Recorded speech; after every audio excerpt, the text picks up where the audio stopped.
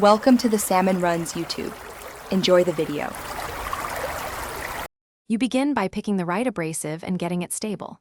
Use a 1000 grit for dull blades or a finer stone for upkeep, and wet or oil the surface to capture metal filings. Once done, position the knife heel on the stone at about 15 to 20 degrees. Keep that angle steady. Make 6 to 8 controlled strokes from heel to tip, applying moderate pressure. Flip and repeat on the other side. This creates the initial burr and sets the edge geometry you need. After the first pass, transition to a finer grit to refine the bevel and remove the rough burr.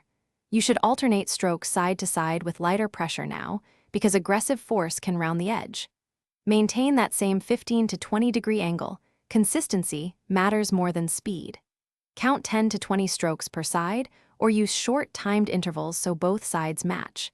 Make a few gentle tip-to-heel passes to blend any hot spots, and wipe away swarf to inspect progress and feel the emerging edge. To finish, remove the last burr with very light strokes or a leather strop. This polishes and aligns the micro edge. Once done, clean and dry the blade, then test on a sheet of paper or a ripe tomato. A properly sharpened stainless knife will slice cleanly without tearing.